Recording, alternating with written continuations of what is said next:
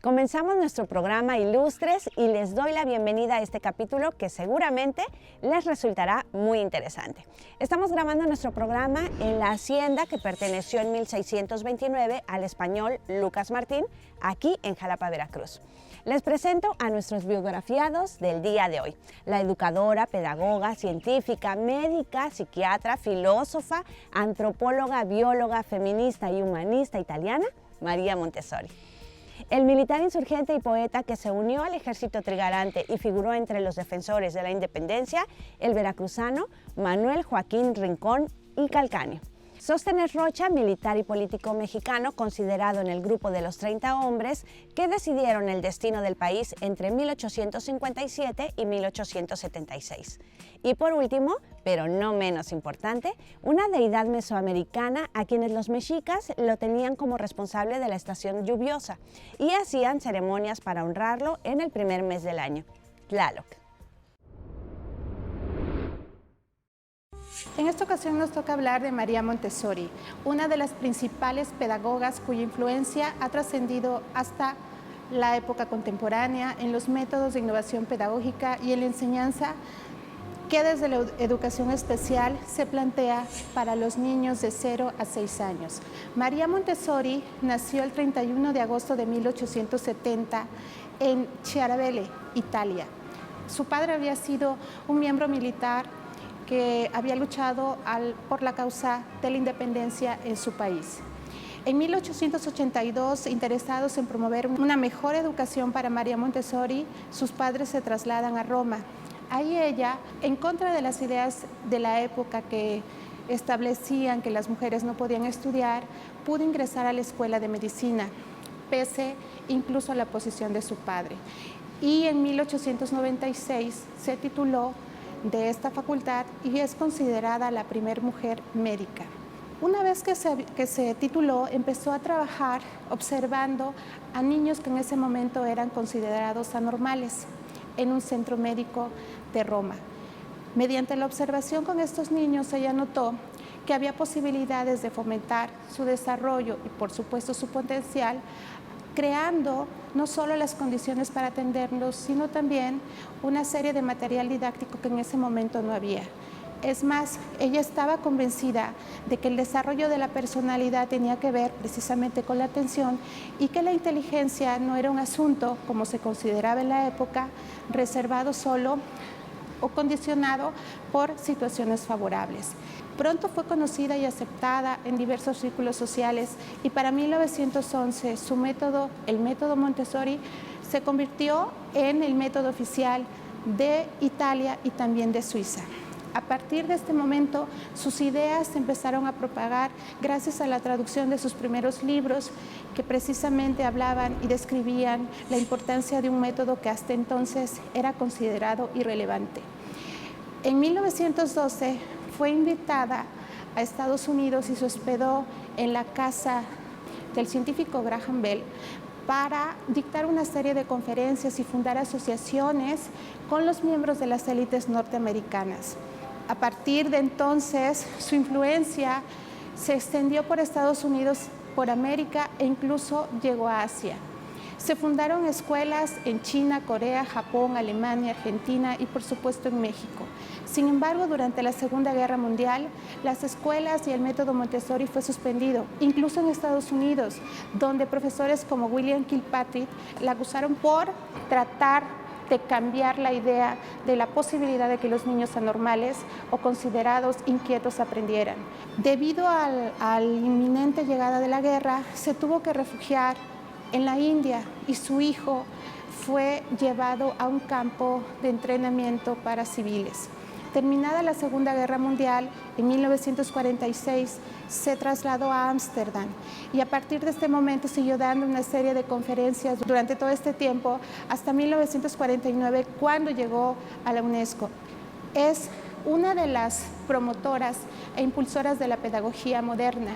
Ha sido la única mujer nominada 3 veces al Nobel de la Paz en 1949, en 1950 y en 1951. Sus últimos años trabajó intensamente preparando profesores y difundiendo su método.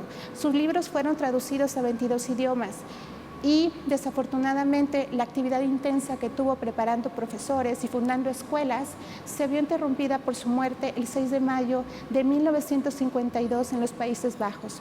Conforme a sus creencias, fue enterrada en este lugar y fue levantado un monumento en su honor. Su obra posibilitó la observación y la investigación pedagógica moderna y sentó las bases para transformar la idea conservadora de que no era posible desarrollar la inteligencia. Por eso debemos recordar a María Montessori como una de las mujeres promotoras incluso de los derechos humanos y que sentó las bases de los principios universales de la educación. María Montessori murió a los 81 años de edad. El castillo de Chapultepec fue construido entre 1785 y 1787, diseñado como casa de descanso por orden del virrey Bernardo de Gálvez. Con el tiempo, sus usos han sido diversos, desde sede del colegio militar, escenario de batallas durante la invasión estadounidense, residencia imperial de Maximiliano y Carlota, hasta residencia presidencial. A partir de un decreto de Lázaro Cárdenas, está dedicado a resguardar colecciones y objetos de personajes de la historia de México, así como pinturas murales de Juan O'Gorman, José Clemente Orozco y David Alfaro Siqueiros, entre otros. Fue inaugurado como museo el 27 de septiembre de 1944.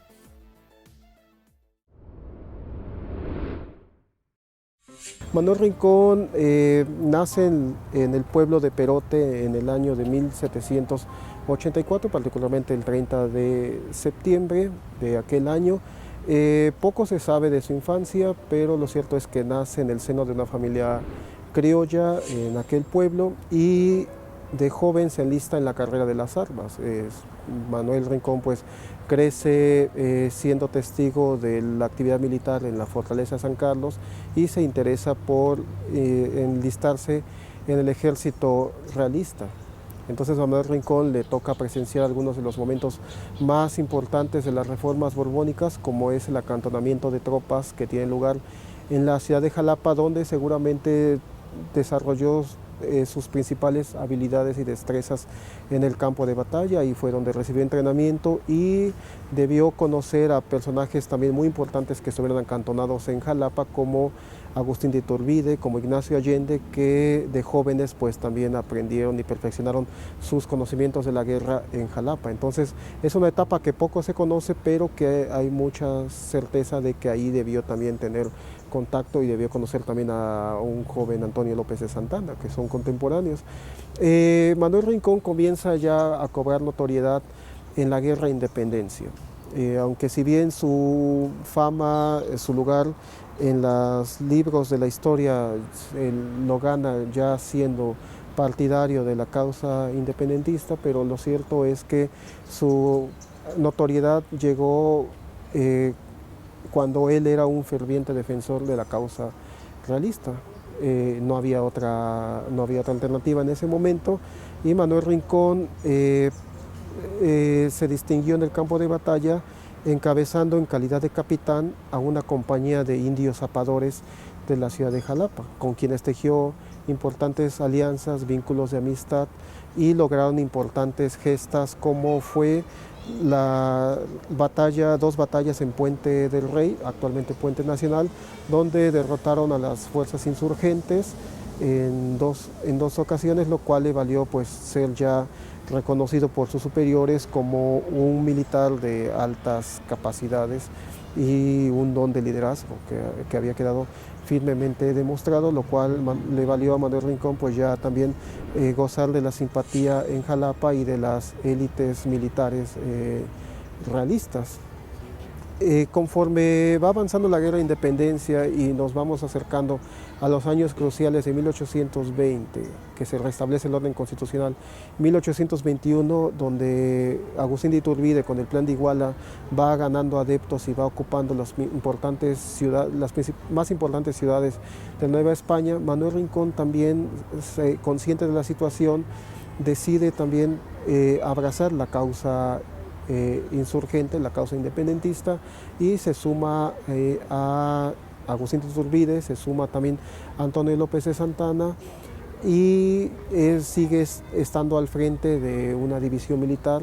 Estos méritos le van a permitir que, una vez que se firman los tratados de Córdoba e inicia ya el proceso de ruptura con España, Manuel Rincón es designado como jefe político de Veracruz, que era una suerte de primer gobernador porque era el militar de más alto rango que estaba a cargo de la ciudad de Veracruz y que tenía capacidad para también tomar decisiones sobre la gobernanza en toda la entonces Intendencia de Veracruz.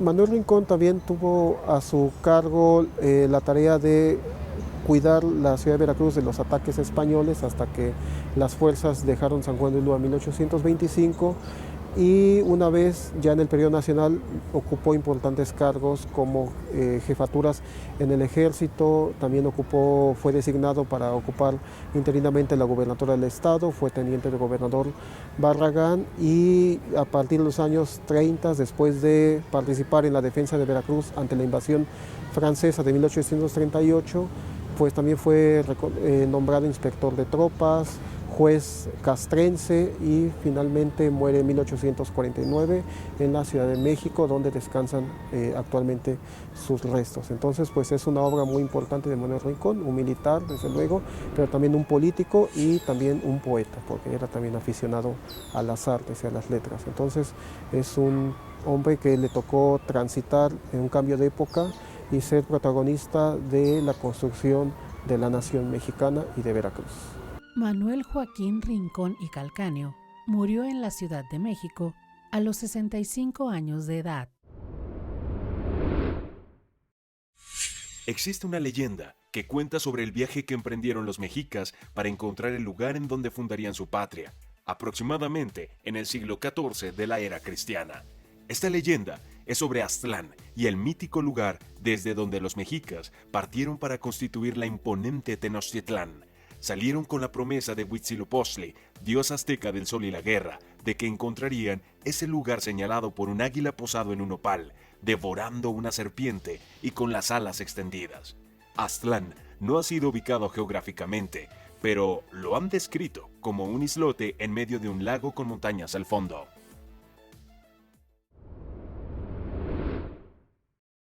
La Guerra por la Independencia de México inicia el 16 de septiembre de 1810. Sin embargo, poca gente recuerda la fecha de su fin y el comienzo de esa independencia. Durante esta batalla murieron muchos personajes importantes de la lucha insurgente. Sucedieron muchos momentos que marcaron la historia de nuestra patria.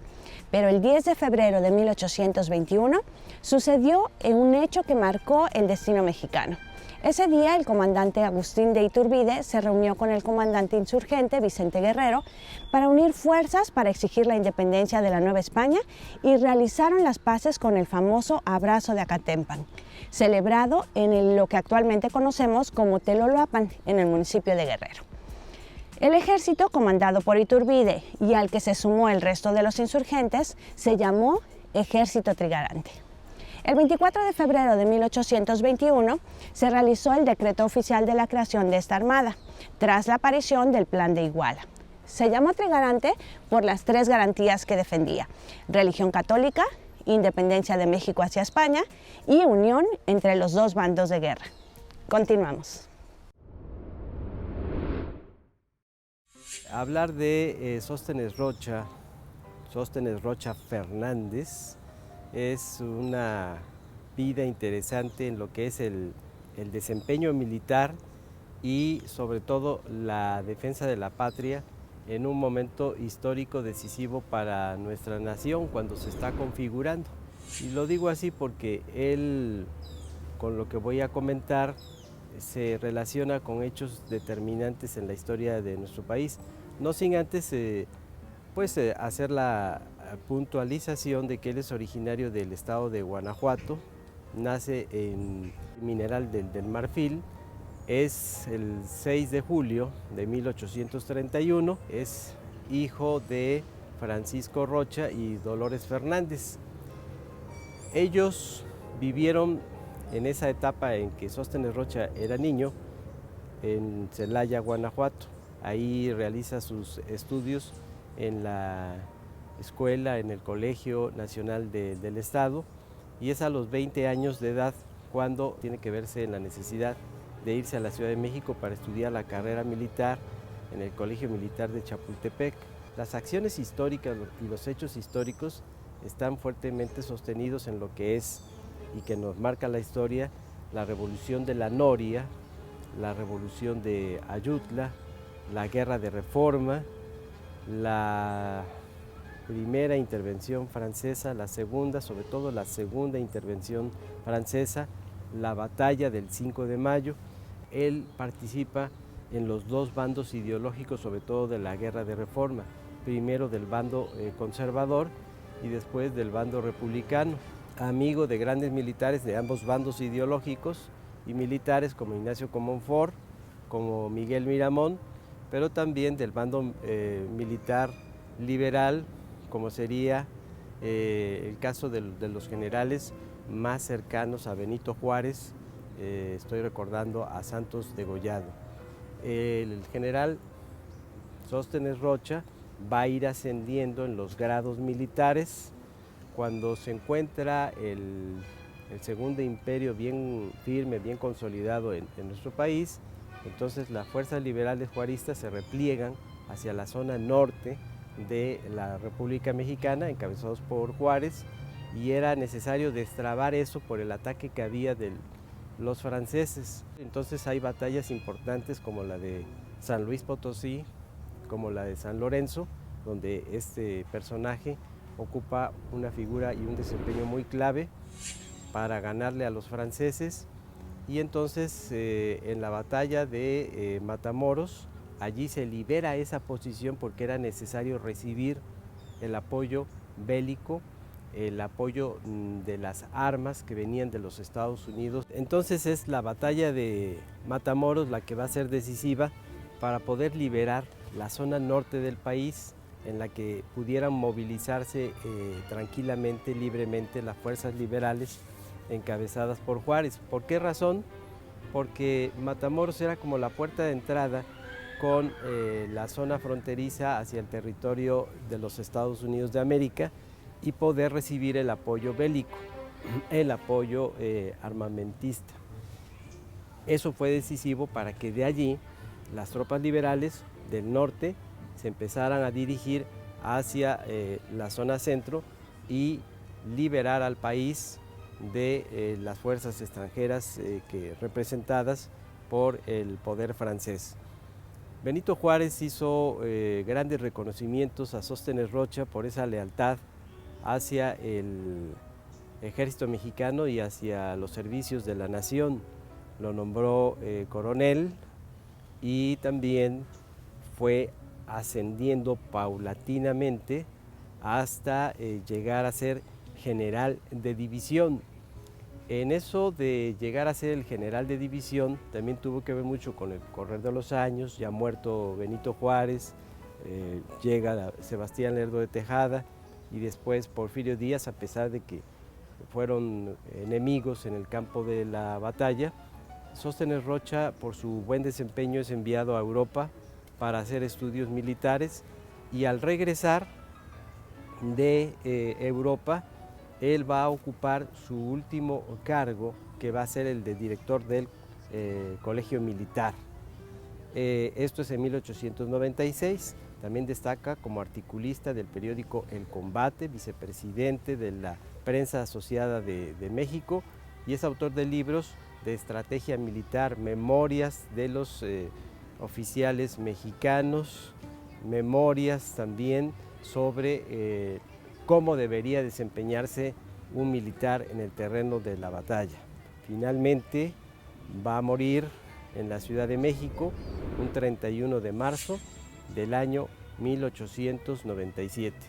Punto final en esto que estoy comentando de Sóstenes Rocha, que a él se le atribuye el haber traído la campana de Dolores con la que se da el grito de independencia, haberla traído hacia la colocación de lo que hoy conocemos en el centro histórico de la Ciudad de México, en Palacio Nacional, cuando se empieza a formalizar esto de las ceremonias del grito. Sóstenes Rocha falleció a la edad de 65 años.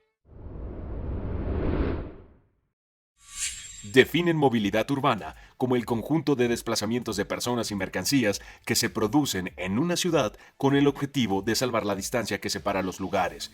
Estos desplazamientos son realizados andando o en diferentes medios o sistemas de transporte, bicicleta, coche, autobús, metro, etc. Los problemas que genera la movilidad referente a pérdida en tiempo y contaminación medioambiental son uno de los principales retos para las ciudades.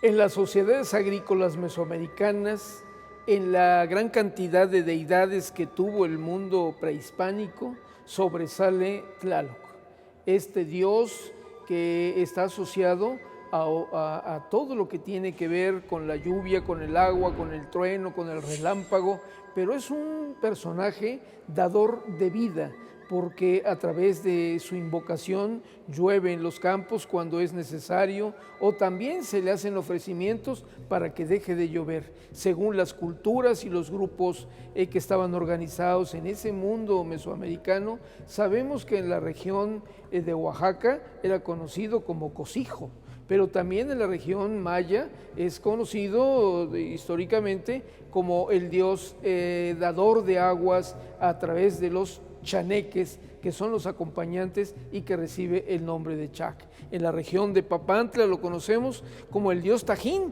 que es este personaje histórico que hace que llueve, que relampaguee y que tengamos grandes tormentas. Pero fundamentalmente la cultura azteca y en Teotihuacán es muy representado porque justamente mantiene el ciclo de la vida permanente en la cosecha y en la reproducción de los vegetales. Cuando visitamos la ciudad de Teotihuacán, lo tenemos presente en múltiples representaciones, pero lo mismo lo vemos ahora en cerámicas maravillosas que exhibe la colección del Museo Nacional del Centro Histórico de la Ciudad de México, el Templo Mayor, donde justamente en el templo tenía dos advocaciones, la del dios de la guerra Huitzilopochtli y desde luego la de este dios extraordinario que era Tlaloc. En el imaginario cultural de México y en la tradición histórica, Tlaloc es un personaje que lo vamos a representar y que lo vamos a ver continuamente asociado a esas grandes tormentas, cuando con sus pequeños ayudantes que conocemos como los tlaloques, lo auxilian para prodigar a la tierra de lluvia, de tempestad. Y la leyenda cuenta justamente que cuando esos tlaloques, esos pequeños seres chocan entre sí con los cántaros de agua que llevan, se producen los rayos, las centellas y las tempestades. Hay que recordar que en el mundo mesoamericano también tenemos el paraíso que está representado en el Tlalocan, donde las personas que mueren por ahogamiento, que mueren de alguna situación relacionada con el agua, van a ir en un mundo después de la muerte. Entonces, bueno, hablar de Tlaloc es hablar de visitas obligadas a museos, de sitios en donde lo vamos a ver representado con esas anteojeras, que son dos aros en los ojos y que prevalece justamente dos grandes colmillos que devienen desde la cultura olmeca, que fueron pasando, evolucionando hasta verlo representado en esas hermosas vasijas que se exhiben en las colecciones, insisto, de los museos, con ese color azul maravilloso, los amarillos, los verdes, que le dan sentido. No hay que olvidar que él estuvo casado, según la mitología, con la diosa Chalchitlicue, la diosa de las aguas. Son factores determinantes para el equilibrio del planeta y el equilibrio y la vida de la vegetación y de la creación humana. Entonces, la invitación es, amigos, a que no olvidemos que Tlaloc es parte de nuestra cultura y en nuestros entornos, en todos los cerros que tenemos en las regiones del México, ahí está representado justamente Tlaloc, porque ahí en los cerros se acumula el agua de los dioses. Continuando con el tema de la independencia de México, recordamos que fue con la firma de los Tratados de Córdoba que se reconoció la independencia de México y el fin de la guerra.